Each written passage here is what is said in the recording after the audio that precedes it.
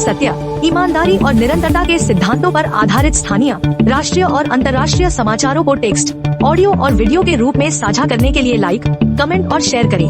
अब संक्षिप्त समाचार सुनिए। एनडीए की लहर के बीच भी ओवैसी बिहार में एआईएमआईएम की 5 सीटें कैसे बचा ले गए? बीजेपी के पास बिहार में नहीं था कोई चेहरा। इतनी बड़ी सफलता की है कई वजहें। चिराग पासवान की वो रणनीति जिससे 1 से 19 सीटों पर पहुंची उनकी पार्टी। बिहार चुनाव में कांग्रेस की 6 सीटों पर सिमटने के ये 5 अहम कारण। नौगाम पुलिस थाने में रखे विस्फोटक से सैंपल लेते समय बड़ा धमाका, 9 लोगों की मौत। तेज प्रताप यादव महुआ में तीसरे नंबर पर क्यों रहे, जानिए अहम कारण। बीबीसी से वसूलेंगे $5 अरब का हर्जाना, डॉक्यूमेंट्री मामले पर बोले ट्रंप। युद्ध का संकेत दे रहा पाक, दिल्ली विस्फोट के बाद बलूच कार्यकर्ता का बड़ा दावा। कौन से किसान रह जाएंगे लाभ से बाहर और किन्हें मिलेंगे 4000 रुपए एक साथ? आखिरी विकेट को 1000 से ज्यादा बार देख चुकी हैं हरमनप्रीत। ऐतिहासिक जीत के बाद जताई बहुत बड़े बदलाव की उम्मीद। अब पूरी बाकी खबर सुनिए। बिहार विधानसभा चुनावों की मतगणना जारी है और लगभग 10 घंटे की गिनती के बाद रुझानों में एनडीए 200 से अधिक सीटों पर आगे चल रही है, जबकि महागठबंधन लगभग 34 सीटों पर आगे है। चुनाव आयोग के अनुसार बीजेपी 62 और जेडीयू 42 सीटों पर जीत दर्ज कर चुकी है। हॉट सीटों में उप मुख्यमंत्री सम्राट चौधरी ने तारापुर सीट 45,000 से अधिक मतों से जीती है। पूर्व उप मुख्यमंत्री तेजस्वी यादव ने राघोपुर सीट 14,000 से अधिक वोटों से जीती है, जबकि उनकी पार्टी आरजेडी केवल 25 सीटों पर आगे है। तेज प्रताप यादव महुआ सीट पर तीसरे स्थान पर हैं और उसी सीट पर लोक जनशक्ति पार्टी रामविलास के उम्मीदवार संजय कुमार सिंह बड़ी बढ़त बनाए हुए हैं। राज्य में 243 सीटों के लिए 6 और 11 नवंबर को 2 चरणों में मतदान हुआ था। बिहार विधानसभा चुनाव 2025 के ताजा रुझानों में एनडीए गठबंधन ने 200 से अधिक सीटों पर बढ़त बना ली है, जबकि विपक्षी महागठबंधन सिर्फ 35 सीटों पर आगे चल रहा है। कुल 122 सीटों के बहुमत के लक्ष्य के मुकाबले एनडीए 201 सीटों के साथ स्पष्ट बहुमत की ओर बढ़ता दिख रहा है। दूसरी ओर जनसुराज को कोई बढ़त नहीं मिली है और अन्य दल 7 सीटों पर आगे हैं। इन रुझानों के बाद ये लगभग स्पष्ट है कि राज्य में एक बार फिर एनडीए गठबंधन की सरकार बनने जा रही है।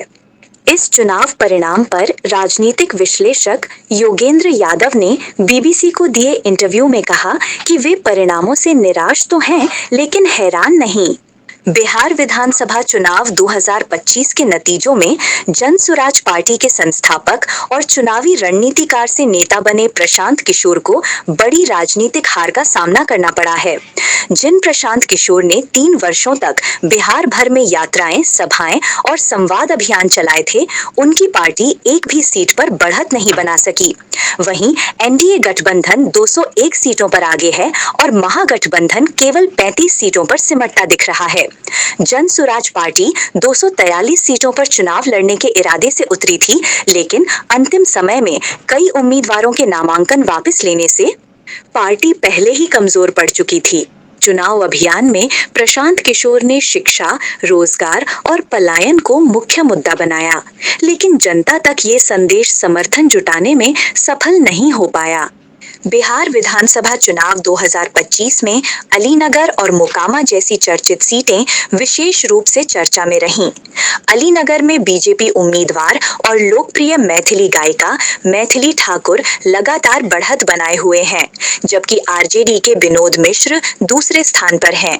मोकामा सीट भी सुर्खियों में रही, जहां जनसुराज उम्मीदवार के समर्थक की हत्या के मामले में मुख्य अभियुक्त बनाए जाने के बाद जेडीयू उम्मीदवार अनंत सिंह को मतदान से पहले ही गिरफ्तार किया गया था।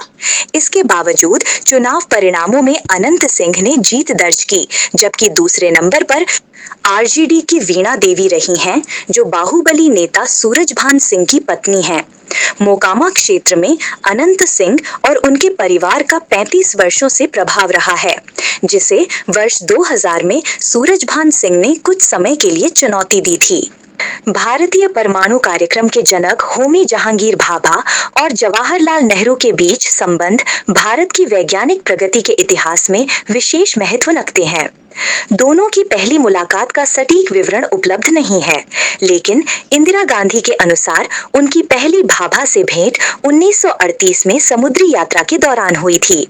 भारत की स्वतंत्रता के मात्र 2 सप्ताह के भीतर नेहरू ने भाभा के नेतृत्व में board of research on atomic energy की स्थापना की, जिसने देश के परमाणु कार्यक्रम की नींव रखी। समय के साथ भाभा परमाणु ऊर्जा आयोग, Tata institute shoot of fundamental research और 1955 में अलवाई के थोरियम प्लांट व ट्रॉम्बे के पहले परमाणु रिएक्टर जैसे महत्वपूर्ण संस्थानों और परियोजनाओं के प्रमुख बनकर उभरे। फरीदाबाद की अल फलाह मेडिकल यूनिवर्सिटी से 2 डॉक्टर, कश्मीर के डॉक्टर मुजम्मिल शकील गनाई और लखनऊ की डॉक्टर शाहीन सईद को पुलिस ने गिरफ्तार किया है। यह कार्रवाई जम्मू कश्मीर, हरियाणा और उत्तर प्रदेश की संयुक्त जांच एजेंसियों द्वारा संचालित एक बड़े ऑपरेशन का हिस्सा बताई जा रही है। फरीदाबाद पुलिस का दावा है कि डॉक्टर मुजम्मिल के पास से आपत्तिजनक सामग्री बरामद की गई है। यूनिवर्सिटी प्रशासन ने भी गिरफ्तारी की पुष्टि की है और कहा है कि दोनों डॉक्टरों का विश्वविद्यालय से केवल आधिकारिक संबंध था। 2025 का बिहार विधानसभा चुनाव कई मायनों में ऐतिहासिक रहा। 1951 के बाद पहली बार राज्य में सबसे अधिक मतदान दर्ज किया गया, जो 67.13% रहा। ये पिछले विधानसभा चुनाव की तुलना में 9.6% अधिक है। विशेष रूप से महिलाओं की भागीदारी पुरुषों से कहीं अधिक रही। पुरुषों का मतदान प्रतिशत 62.98%, जबकि महिलाओं का 71.78% दर्ज हुआ। राज्य में कुल 7.45 करोड़ मतदाता हैं, जिनमें 3.93 करोड़ पुरुष और 3.03 करोड़ महिलाएं हैं। 51 करोड़ महिला वोटर शामिल हैं। चुनाव 2 चरणों में हुए। पहला चरण 6 नवंबर और दूसरा चरण 11 नवंबर को। अब तक के रुझानों में एनडीए 202 सीटों के साथ भारी बढ़त बनाए हुए है, जबकि महागठबंधन 34 सीटों पर सिमटा हुआ है। नवंबर माह में दक्षिण कोरिया पूरी तरह थम सा जाता है, क्योंकि इसी समय देश की सबसे महत्वपूर्ण और कठिन कॉलेज प्रवेश परीक्षा सुन्योंग सीसैट आयोजित होती है। इस परीक्षा के दौरान शोर कम करने के लिए दुकानों को बंद किया जाता है, उड़ानों को रोका या कम किया जाता है और छात्रों के लिए सुबह का यातायात भी धीमा कर दिया जाता है।